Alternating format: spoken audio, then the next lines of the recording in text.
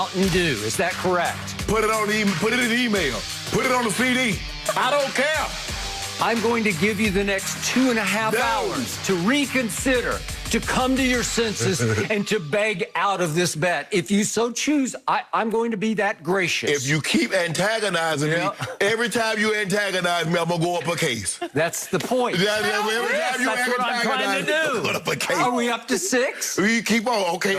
If at the end of this A block, if you antagonize me one more time, you say one more thing about Brady being the GOAT, it's 6 cases. Brady's the GOAT. Is that how it's going to go today? Oh, okay.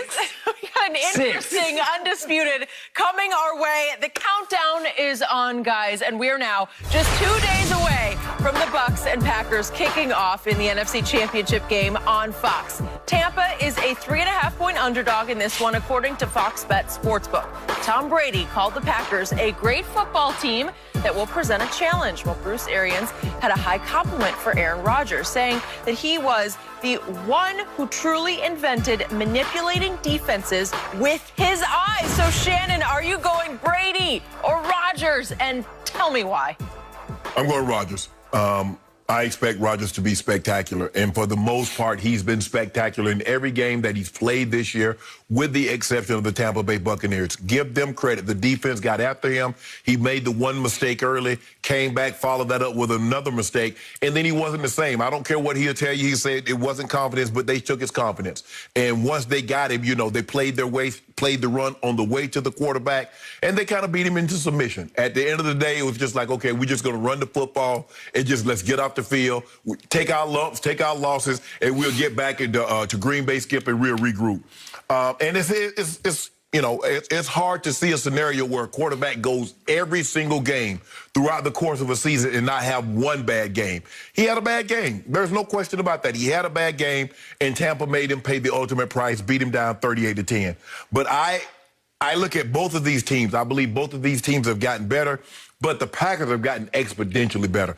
Skip, at the time when they played them, Aaron Rodgers wasn't even thought of in the MVP discussion. Everybody was talking about Russ. Everybody was talking about my homeboy. Even Brady, after that game, Brady had gotten into the discussion for the MVP. Everybody had written Aaron Rodgers off. But since then, he has not looked back. Yet they haven't won every game, but his play has been spectacular up until then. And the notion that because, okay, they beat him down in the regular season, still we see that's not always the case, because we watched New Orleans beat Tampa down twice. But Tampa was a different team the second time around. They made some corrections, mainly protection of Tom Brady. Brady did a great job of not turning the football over. They won that game. We look at Pittsburgh and Cleveland. Pittsburgh wiped the floor with them the first time around. Mistakes, they took care of Baker, and they wiped the floor with the Steelers. So I expect I think we're going to see more of that, as opposed to what Tampa did the first time around, getting after Rodgers turning the football over. So I got me a nice score. I was saying 7, Skip, and I was trying to come up with a number that I really thought that they could get to. Hold on, I just want to know one thing. Do I get 7 points in ties? So if it's a 7-point ball game, Packers win by 7, do I get the ties? It's a push. No, I want to tie. I should get ties. No, you don't get a tie. You're not wearing a tie. I would go Packers. I would go Packers. I would go Packers. Just so I don't get the tie, I would go Packers 33, Bucks 25. By 8. I would go by 8. Okay, I got it. I wanted to go by 7, but since you won't give me ties, I had 33-26, but since you won't give me ties, I bumped them down 1. Okay, it is now my turn. The moment is at hand. Yep. And just for our younger viewers out there, I want to say one more time, please understand how all-time special this matchup is. Oh, it is. Just please embrace this. Please understand the greatness you're about to see head-to-head. Yep. Aaron Rodgers is obviously all-time great. Mm-hmm. He's not Tom Brady, but he's obviously going to be a first-ballot Hall of Famer. Better.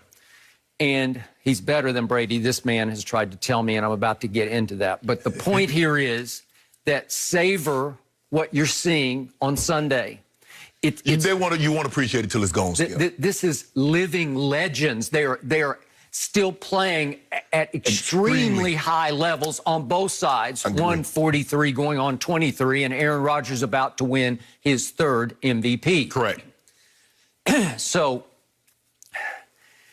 now we get to the crux of this matchup. I'm going to boil it all the way down very simply to this. It's about protection. And in the end, I believe the Bucs will protect Tom Brady better than the Packers will be able to protect Aaron Rodgers.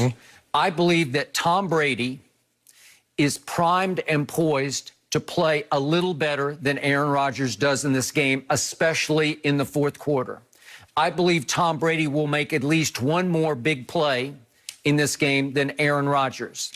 I believe Aaron will be under fire and under attack more than Brady. And I will give you this. If Brady's under fire and under attack, you'll be correct. But his offensive line has gelled and clicked and come of age right before your very eyes. He has been protected over the last 6 games at the highest level. Yes. And I believe that will continue. The Bucs will get after Aaron Rodgers just the way they got after him with various blitzes and just basic, what I call, they're the Buccaneers, but they have pirate edge to them. They have cutthroat, nasty pirate edge, and they're going to come after Aaron Rodgers. Ndamukong Suh does not like Aaron Rodgers, and he has always been a thorn in his side and a voice in his ear in every game they've ever played. And I believe that Aaron will go down 3 times. I think he'll get hit 4 or 5 other times. And the result of that will be Tom Brady 30, Aaron Rodgers 28. And I'm going to reiterate my motto when it comes to Tom Brady. There's one man in sports I will never, ever bet against, especially if you give me 7 points.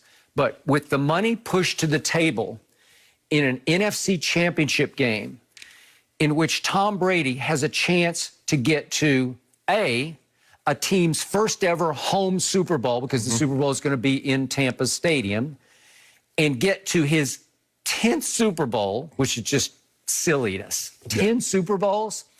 He getting a little Go James territory. Because, you know, Joe Go James been in the NBA Finals, right? Oh, yeah. Okay. Except Tom Brady has won 6 Super Bowls. I say got there, Skip. With 6 game-winning drives in the fourth quarter or overtime. And again, at 43, he's playing like he's 23 because he just threw 40 regular season touchdown passes. And he just won 2 road playoff games, getting even with his nemesis. Did you hear what his matchup nightmare at New Orleans? Did you hear what Dr. Brittany Breeze said? I think that's his. I think that's his Drew's wife's name. Torn fascia in his foot, rotator cuff, 11 broke ribs, collapsed lung. Yeah, and he had the 6th best QBR in the league this year. I don't know how, but now back to your man Aaron Rodgers. The reason I am so confident in Brady +7 is that I've told you this again and again, and I'm going to stand on it and scream it from a mountaintop today. Aaron Rodgers is overrated when it comes to the postseason because he made it to 1 Super Bowl long ago, 10 years ago, with a road wild card run in which he won 3 straight games on the road unexpectedly to get to that Super Bowl in Dallas-Fort Worth, as we remember, against Pittsburgh. And he won it. He was great in it. He was the MVP of the game and should have been. But that was a long time ago. Since that game, he's 7-7 in the postseason. But here's what's more important. This is a championship game. It's his first home championship game, and it took him longer to get to that than any quarterback has ever taken to get to a home championship game. That's all you need to know. But you also need to remember this. Aaron Rodgers is 1-3 in his previous 4 championship games. And help me out, Mr. Sharp, which one did he win? Oh, it was the first one he ever played in, which was at Chicago. Remember that one? Yes. What happened in that game? Well, Green Bay was up 16-0 at halftime. And Jay Cutler had a bad knee. which forced him to mostly ride the exercise bicycle on the sideline in Chicago for the second half, which forced one Caleb Haney into the game the entire second half. A Caleb Haney who in his career would wind up starting only 4 NFL games and be gone from the league 2 years after this fateful day in Chicago. What did Caleb Haney do in the second half? He brought them back. All of a sudden, he cut the score to 21-14, and after another quick 3-and-out by Aaron Rodgers and company, here came Caleb Haney again on an 11-play, 82-yard drive and got it all the way down to 4th and 5 at the Green Bay 29 with time running out. And I'm thinking he's going to pull off the upset of upsets, and he threw an interception. You actually believe that? Okay, I did at that moment. I thought because Aaron Rodgers had been, by his standards, pathetic in the second half. But that Bears defense was historic, was really good at that Brian point. Urlacher's defense. But in that